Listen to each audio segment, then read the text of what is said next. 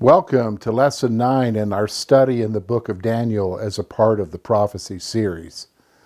Today we're going to progress right along again into prophetic material. We're going to get into chapter 9. However, as we begin this study, which I'm entitling The Ram and the Goat, Daniel chapter 8 verses 1 to 27, I just want to point out one technical aspect that you and I need to be aware of. We wouldn't be aware of it from our English text, but if you went back to the original languages, you would notice that there is a shift here. So this section of the books, that's chapters 8 to 12, is written in Hebrew. Now remember, when we did the introduction to the book of Daniel, I told you that the book of Daniel is written in two languages, Hebrew, as well as Aramaic, which is a Gentile language that was used as a trade language there among the Gentile peoples in ancient Israel and the surrounding areas. In fact, even up until the time of Jesus, Aramaic is being used. So let me just remind you, when we think of chapter 1, that's written in Hebrew. Then we get to chapters 2 through chapter 7, that's written in the Aramaic language. And now as we get back into chapter 8, through the end of the book, chapter 12, we are back where it is written in the Hebrew language. So let's take a look. We're going to look at the ram and the goat. So again, we've got to set the setting for this, which is what we're going to find in the very beginning of the chapter. So if you notice Daniel chapter 8 verse 1, we see the timing. We see the timing of this dream. So let's take a look at what the scripture says. So notice with me what verse 1 says. In the 3rd year of the reign of King Belshazzar, a vision appeared to me, Daniel, after that which appeared to me at first. So let's take a look at this, and we're going to see exactly when this dream is that he had, this second dream now. When does it happen? So what I want you to notice is, from the text, Daniel has a dream in the 3rd year of Belshazzar's reign, which would be 551 BC. So this is 3 years into the co-regency of Belshazzar. Now, again, let me just kind of remind you, remember, the only thing we know of Belshazzar is what we saw in chapter 5 with the hand that wrote on the wall and Daniel's interpretation of it. Now, if you go back to that, that's the very end, literally the day of the end of the Babylonian Empire and Belshazzar's life. Remember the way in which Daniel responds to him. He's not bothered. He couldn't care less about being made third ruler in the empire. He is basically very sure of himself. Now, I think the reason why is he's had these visions. And these visions show him the future. And that future doesn't include the Babylonian Empire. So we kind of get an understanding of what's going on in Daniel chapter 5. And again, especially with this vision today, where he sees it, where he is made aware of this vision, he's actually not even going to be in Babylon. So let's keep going on and we'll see what's happening here. So this dream that he has occurred 2 years after his first dream. Now, remember, his first dream was concerning those 4 different beasts. Those 4 beasts that came up out of the Great Sea or the Mediterranean Sea. So this is 2 years after that vision. So what I want us to do now is, as we look at Daniel chapter 8, verses 2 through 14, we see Daniel's dream. We see Daniel's dream. So let's go right, this is a big portion of scripture, let's go right to the text, starting with verse 2. And I saw in the vision, I was in Susa, the citadel, which is in the province of Elam. And I saw in the vision, and I was at the Ulai Canal. I raised my eyes and saw, and behold, a ram standing on the bank of the canal. It had two horns, and both horns were high, but one was higher than the other, and the higher one came up last. I saw the ram charging westward and northward and southward. No beast could stand before him, and there was no one who could rescue from his power. He did as he pleased and became great.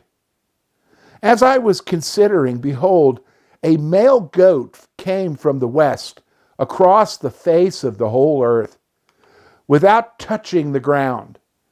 And the goat had a copious horn between his eyes. He came at the ram with two horns, which I had seen standing on the bank of the canal, and he ran at him in his powerful wrath. I saw him come close to the ram, and he was enraged against him and struck the ram and broke his two horns.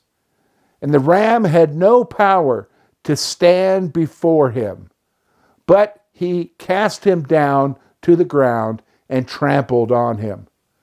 And there was no one who could rescue the ram from his power. Then the goat became exceedingly great, but when he was strong, the great horn was broken, and instead of it came up four copious horns towards the four winds of heaven. Out of one of them came a little horn, which grew exceedingly great towards the south, towards the east, and towards the glorious land. It grew great, even to the host of heaven. And some of the host and some of the stars it threw down to the ground and trampled on them. It became great, even great as the prince of the host. And the regular burnt offering was taken away from him, and the place of his sanctuary was overthrown. And the host will be given over to it with regular burnt offering until the transgression. And it will throw truth to the ground, and it will act and prosper. Then I heard a holy one speaking, and another holy one said to one who spoke, "For how long is the vision concerning the regular burnt offering, the transgression that makes desolate, and the giving over of the sanctuary, and the host to be trampled underfoot?" And he said to me, "For 2,300 evenings and mornings, then the sanctuary shall be restored to its rightful state." Now, let's take a look at this very long portion of Scripture and take a look at Daniel's dream. So we're going to break it up into several parts. So first of all, the first thing that's discussed in the dream is where he is in the dream. It's the location is presented to us in Daniel chapter 8, verse 2. So what you're going to notice is here he is. He's probably asleep in Babylon, but now he has a dream where he is actually somewhere else. So in his dream, Daniel finds himself in a palace in the royal Persian city of Susa.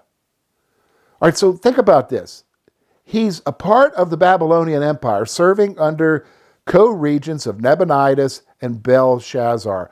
Now, the reality is he's having a dream, but he finds himself in the Persian royal city of Susa.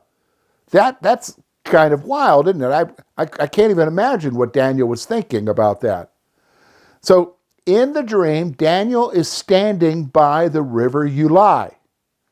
So he sees in a dream that he's by the river Ulai, which maybe that's a river or a canal. So what does he see? So let's go to Daniel chapter 8, verses 3 and 4. And the first thing he sees is the ram. Now, Daniel chapter 8, verse 3 gives us the description of the ram. Here's what I want you to notice. The ram had 2 horns, of which one was higher as it came up last. So it has 2 horns. There's the one horn, but then there's a second horn that comes up after it, and it is even higher than the first horn. Now, when we get to Daniel chapter 8, verse 4, you're going to notice his conquest. You're going to notice what he's able to defeat. So the ram dominated everything to the north, south, and west. So whoever this ram is able to dominate everything to the north of it, to the south of it, and to the west of it. That brings us then to the next thing he sees in his vision, which is actually a larger portion of Scripture, which we see in Daniel chapter 8, verse 5 through 14, the goat. So again, let's talk about how this goat looks and its appearance. Notice with me Daniel chapter 8, verse 5, the goat's appearance. So here's what Daniel saw. Daniel saw a goat come from the west with one notable horn. These are kind of weird animals. Now the ram, we got 2 horns. Of course, we figure that a ram has 2 horns, but here comes a goat. It's only got 1 horn, but it's very notable. Now, of course, when you've got a ram with 2 horns, now you've got a goat. Might there be some kind of conflict between them? And of course, we're going to see that in Daniel chapter 8, verses 6 through 7, the confrontation with the ram. So here's what Daniel sees. The goat attacks the ram with furious power. So it immediately attacks the ram with amazing, furious power. The scripture then records that the goat destroys the ram. So this goat with 1 horn coming from the west destroys this goat that previously was described as having great power that nobody could overcome. Well, the goat destroys the ram. Now, something interesting happens with the goat. So then when we come to Daniel chapter 8, verse 8, we see the 4 horns. So here's what the text tells us. Here's what the dream is. The goat grew very great, but the large horn was broken. So again, he sees a goat with 1 large notable horn. Well, it grows very great. Well known, I guess, popular. But the large horn, that notable horn, was broken. Now, here's what happens that Daniel sees that is very interesting. In its place, 4 horns emerge from the large horn. Now, it's interesting because what you see is, okay, we've already been told that the great horn breaks. So what he sees is in its place, 4 horns emerge now. Very interesting. Now, he goes on a little bit further, and that's, again, not being distracted by much detail about the 4 horns.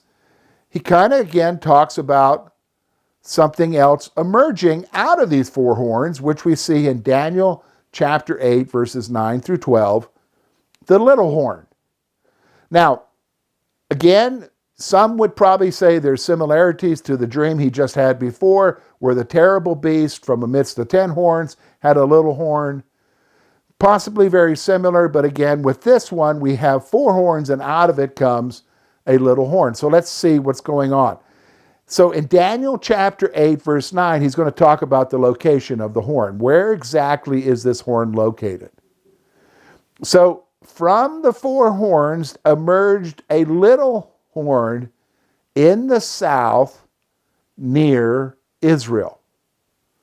In the south near Israel. So geographically, this little horn emerges in the south, which, by the way, in the south near Israel would be Egypt. We'll talk about that a little bit later. Now, and then we get to Daniel chapter 8, verse 10, again speaking about the little horn, and we're going to see the dominance of Israel. And what I mean by that is this. This horn defeats the people of God and trampled on them. He dominates them. That's what I mean by the dominance of Israel, or the dominance over Israel. Now, again, speaking about the little horn, when we get to Daniel chapter 8, verse 11, the first part, we're going to see his self-exaltation. What we mean there is that this guy exalts himself. What it is, this little horn exalted himself above God. So he exalts himself above the God of Israel. That's what's being pointed out here. Also, with his exalting himself over the God of Israel, we're going to see in Daniel chapter 8, verse 11, the second part through Daniel chapter 12, his dominance of the temple. So with him exalting himself over the God of Israel, he now dominates the temple. So the little horn caused the daily sacrifices to end at the temple. So whoever this little horn is, he's going to stop the sacrifices, which there would be continually sacrifices being made, those that were scheduled, but those of others who were coming to make offerings for their sins at the temple. The little horn causes that to all cease. Now, obviously, with him stopping this at the temple, that means that the temple is desolate. So we want you to notice now, Daniel chapter 8, verses 13 through 14, is the length of the desolation. Okay? What we're going to see is how long does this take place? So when we come to Daniel chapter 8, verse 13, there's a question that's posed that needs to be answered. So the angel asks, how long will the dominance of the temple and God's people take place? So the angel's saying, wait a minute now, how long will this take place? The dominance over the temple and the dominance over God's people. How long will this take place? Well, when we get to Daniel chapter 8, verse 14, we see the length of time. We see the answer to the question. And so what I want you to notice is it says that the length will be 2,300 evening mornings. Now, you're saying to yourself, now, George, what in the world is an evening morning? Well, I want you to think back, go all the way back to Genesis, to the first chapter. In the story of creation, in the creation of 7 days, there in those creation days that we see, it is mentioned that the evening and the morning are a day. So that is how a day is measured in the Old Testament, from the evening to the morning. And so this length of time of desolation is going to be 2,300 days, evening and morning days. Okay, so this refers to the evening and morning sacrifices as well, because they would sacrifice in the evening and they would also have a sacrifice in the morning. So this is what it's talking about, 2,300 days of sacrifice. Now, 2,300 evening and mornings offerings equal 3 years and 70 days. Now, that's based on a 360-day year, or a lunar calendar. And of course, when you talk about the Old Testament, and especially most of the nations that existed then, that was based on a lunar calendar. We operate in our current time on a Julian calendar, which is 365 days. There, of course, they were talking about a lunar calendar, and that would be 3 years and 70 days. Now, that brings us to the next section, which we're going to see in Daniel chapter 8, verse 15, where we see the appearance of the man. So I want you to notice what the scripture says, starting with verse 15. When I, Daniel, had seen the vision, I sought to understand it. And behold, there stood before me one having the appearance of a man. All right, so let's take a look at this verse and try to understand what's happening here. So when Daniel had seen the vision and was seeking the meaning, one in appearance of a man appeared. So he's seen this vision, he's tried to understand it, and as he's tried to understand it, somebody shows up in the appearance with the appearance of a man. So notice now, when we get to Daniel chapter 8, verse 16, we're going to see a proclamation. So let's take a look at what it says there in the scripture. And I heard a man's voice between the banks of the Ulai, and it called, Gabriel, make this man understand the vision. All right, so notice now he sees this man, then he hears something, and that's something he hears is the questions that is posed. So notice now, a voice cried to the one who appeared and told him to help Daniel understand the vision. So that's why that guy's there. That's why Daniel sees this guy on the banks of the river. So somewhere from the river, there's a voice that says, hey, help Daniel to understand. The voice identified the one who appeared as Gabriel. Now, we saw in the last chapter that Gabriel was an angel sent by the Lord. And so, again, here we see Gabriel, who is available to help Daniel. And the voice tells us it's Gabriel. Now, that brings us to Daniel chapter 8, verses 17 through 18, where Gabriel addresses Daniel. So let's start with verse 17. So he came near where I stood, and when he came, I was frightened and fell on my face. But he said to me, understand, O Son of Man, that the vision is for the time of the end. And when he had spoken to me, I fell into a deep sleep with my face to the ground. But he touched me and made me stand up. All right, so let's take a look at what's being discussed here in these two verses. First of all, when we get to Daniel chapter 8, verse 17, we see the timing of the dream. So what I want you to notice is we're going to understand when this dream is supposed to take place, what it represents. So Gabriel came near and Daniel was afraid. Natural response. You're in this dream, you have this vision, you're somewhere where you're normally not. You see this ram, you see this goat, you see what comes out of it, the little horn and all of this.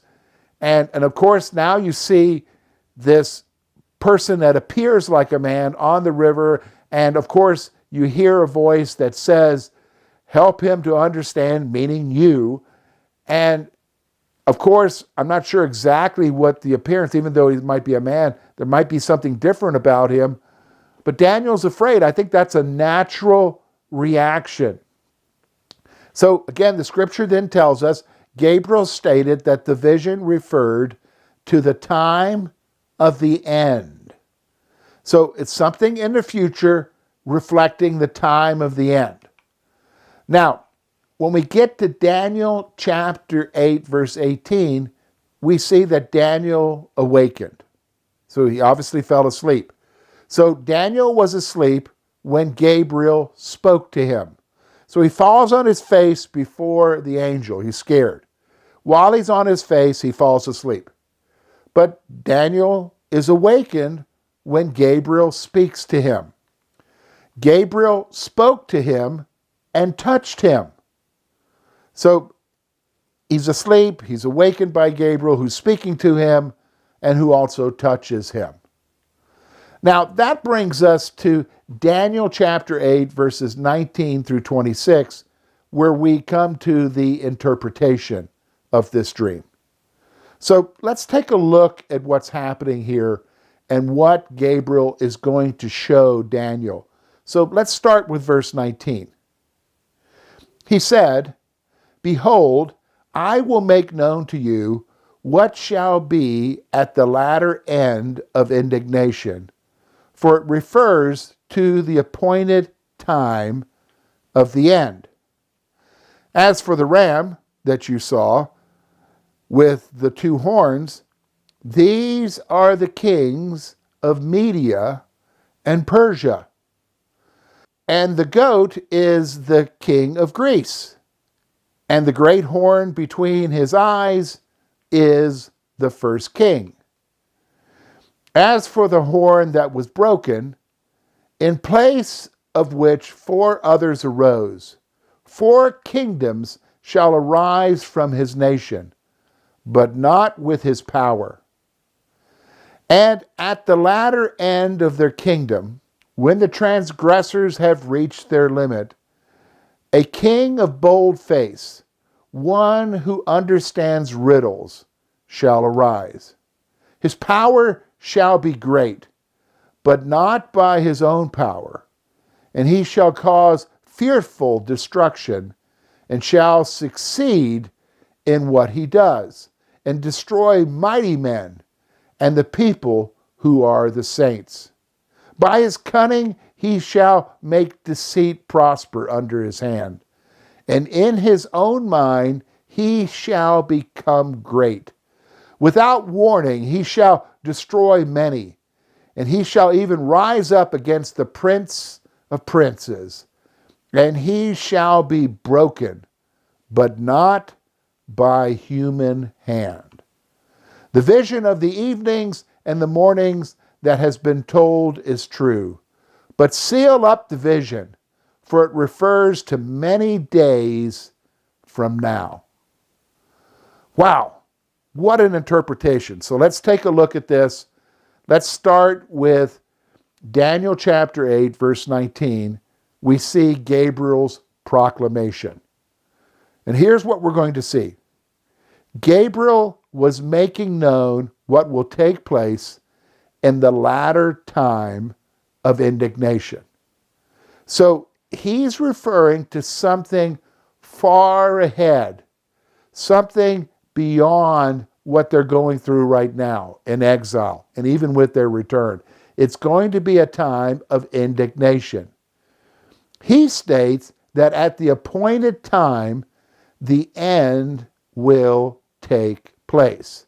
So what he's about to refer to here is the end of everything. Now, I know, if you remember, I told you there are views that basically state that Daniel is reflective, the Antichrist there is reflective of Antiochus Epiphanes IV. Well, yes, we also saw that there can be a near and far fulfillment with prophecies. And so some of the things that we're going to see here may refer to Antiochus Epiphanes IV. However, what I want you to see is that the angel Gabriel is making it very clear that these things are also with reference. They are referring to what will take place in the end of all things. So this is not just about Antiochus, although we will talk about that in a little bit here. Now, let's talk about Daniel chapter 8, verse 20, where we see the identity of the ram. So I want you to notice who he identifies the ram as. Gabriel identifies the ram with the 2 horns as the 2 kings of Media and Persia. So these are 2 kings of the Medo-Persian Empire. Now, one horn was great, but then there was even a greater one. And we know that with reference to the rulers of the Medo-Persian Empire. Now, notice now, he doesn't spend much time there. So then when we come to Daniel chapter 8, verse 21, we see the identity of the goat. So he identifies the goat as the kingdom of Greece. So what I want you to notice is he's saying this goat is the kingdom of Greece. And of course, that would make sense. He comes from the west. To the west of the Medo-Persian Empire is Greece. The large horn is the first king, which we know is Alexander the Great. He was the first king of the Grecian Empire. That's what we need to see here. Now, then we talk about the four horns. Well, that brings us to Daniel chapter 8, verse 22, where we see the four kingdoms. Well, Gabriel states that four kingdoms will arise out of that empire, but not with its former power. Now, we know this to be true because something happened to Alexander the Great. Remember, the great horn was broken. So we know that when Alexander dies, his empire will be divided among his four top generals. Now, I've included for you a map of Alexander's empire as well as a map of the four kingdoms that would arise out of it. Now, what I want you to notice now is when we get to Daniel chapter 8, verses 23 to 26, he's going to talk about the fierce king. So notice with me Daniel chapter 8, verse 23, he's going to talk about the nature of the king. So in the latter time of these kingdoms, a king will emerge that is sinister and fierce. Now, which kingdoms is he talking about here? Well, these four kingdoms. So this would be during this Greek period of rule, this Hellenistic period of rule in the Mediterranean world. There will be an emergence of a fierce king. Now, when we get to Daniel chapter 8, verse 24, we see his power and dominance. This is one powerful king who has very much dominating the area. So he will have mighty power and totally destroy others as he arrives. So this is a fierce king. Now, this king has been identified as Antiochus IV Epiphanes.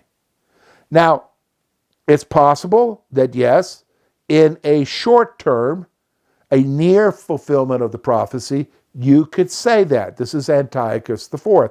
However, when you look at what the description is saying, this is beyond just Antiochus IV Epiphanes. So what I also want you to notice is that he makes war and destroys the people of God, Israel. This is what I want you to see. This is where we see that actually there is a far fulfillment here. This is beyond just Antiochus Epiphanes, who did make war against Israel. What I want you to see, though, is he didn't totally destroy them. This person that we're talking about, this little horn, this fierce ruler, is yet in the future, and he will make war and destroy the people of God. He will almost destroy them. In fact, when we get to Daniel chapter 8, verse 25, we see his arrogance against God. So what it tells us here in this verse is that his reign will be marked by deceit and the destruction of many. So many will be destroyed because of him, but he is a liar. His reign will be marked by lies, by deceit. In his pride, he will even place himself against the Prince of Peace, which is Jesus Christ. The Prince of Peace, my friends, is the Messiah. So in his pride, he will place himself above Jesus Christ, the Messiah. This is talking about the Antichrist. Now, this is where we know it's not Antiochus Epiphanes. Here we see that he will be destroyed supernaturally. So that's not Antiochus Epiphanes, because Antiochus Epiphanes did not die supernaturally. The far fulfillment of this prophecy will be the Antichrist as he is destroyed by Jesus Christ. Now, what do you mean destroyed? Well, he will be defeated, and Revelation chapter 19 makes it very clear that he will be cast into the lake of fire forever. That will be his destiny. Now, that brings us then to Daniel chapter 8, verse 26, where we see the truthfulness of the vision. So notice now, as we get to the end, here's what you and I need to see. The vision concerning the desolation of the temple is true. So this time in which the temple will be desolate, where the sacrifices end, that is going to be true. So Daniel is told to seal up or conclude the prophecy which refers to what will take place in the future. So basically he's saying, Daniel, this is the end of that prophecy. Seal it up. There's nothing more to be added here concerning this.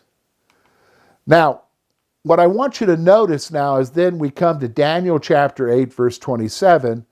We see Daniel's response to all of this. Again, just like with the last vision that we saw in chapter 7, Daniel was changed. We're going to see that he responds to this vision as well. So I want you to notice what the text says. And I, Daniel, was overcome and lay sick for some days. Then I rose and went about the king's business. But I was appalled by the vision and did not understand it. So notice his immediate response in Daniel chapter 8, verse 27, the first part. Notice now that Daniel was physically affected by the vision as he fainted and was sick for many days. So this physically affected him. Whatever he saw made him literally sick to his stomach, so that he was laid up for 3 days. Now, of course, it wasn't just an immediate sickness to his stomach. Daniel's telling us, especially in Daniel chapter 8, verse 27, the second part, the long-term effect of this vision. There was a long-term effect of how this was. So Daniel continued to function in the king's court even though he could not understand the vision. So he just kept on with his normal responsibilities, but this was hanging over him. It was bothering him, even though he didn't understand the vision. So that brings us to the end of chapter 8, verses 1 to 27, the ram and the goat. So next week, we'll get into Daniel chapter 9 and a continuation of the prophetic material.